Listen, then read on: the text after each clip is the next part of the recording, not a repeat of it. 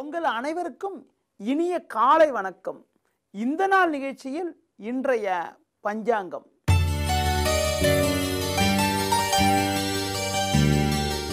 முப்பது 8/2015 ஆவணி மாதம் 13ஆம் தேதி ஞாயிற்றுக்கிழமை. பிரதம திதி இரவு 10:46 வரை, பின்பு துதிகை. சதய நட்சத்திரமானது பகல் 3:10 வரை, பின்பு புரட்டாதி நட்சத்திரம். நாள் முழுவதும் சித்த யோகம்.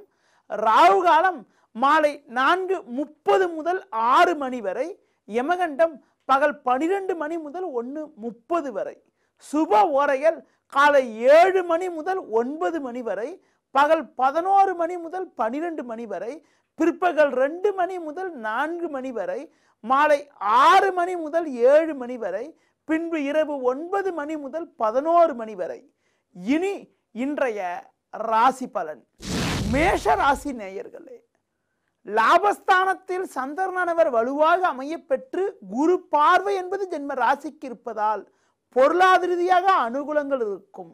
உடன் இருப்பவர்களுடைய ஆதரவானது மகிழ்ச்சிகரமாக இருக்கும்.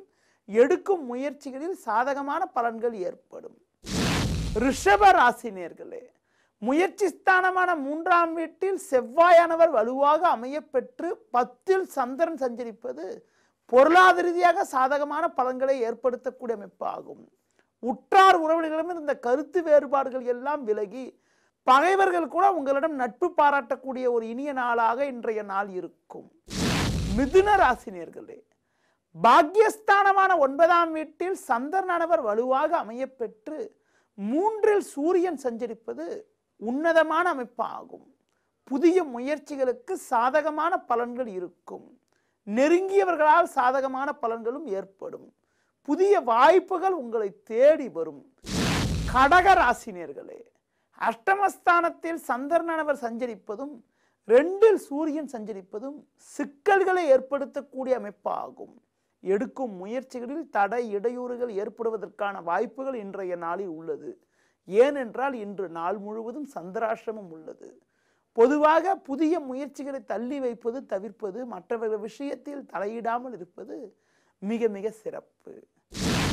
சிம்ம ராசினியர்களே, சமசப்தமஸ்தானமான 7ஆம் வீட்டில் சந்திரனானவர் வலுவாக அமைய பெற்று சனியானவர் பின்னோக்கி 3ஆம் வீட்டில் சஞ்சரிப்பது உன்னதமான அமைப்பாகும். புதிய வாய்ப்புகள் உங்களை தேடி வரும். எதிர்பார்த்த உதவிகள் கிடைக்கும். எதிலும் சுறுசுறுப்பாக செயல்படுவீர்கள். உடம்பு பாதிப்புகள் எல்லாம் விலகி தெம்போடு இருக்கக்கூடிய ஒரு உன்னதமான நிலையானது இன்றைய நாளில் இருக்கிறது.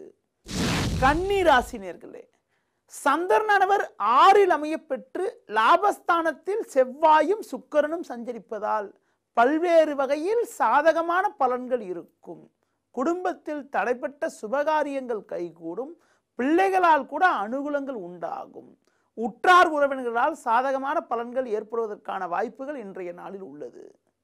துலா ராசினியர்களே, 10ஆம் வீட்டில் செவ்வாயானவர் வலுவாக அமைய பெற்று லாபஸ்தானத்தில் சூரியனும் குருவும் சஞ்சரிப்பதால் எதிர்பார்த்த உதவிகள் கிடைக்கும்.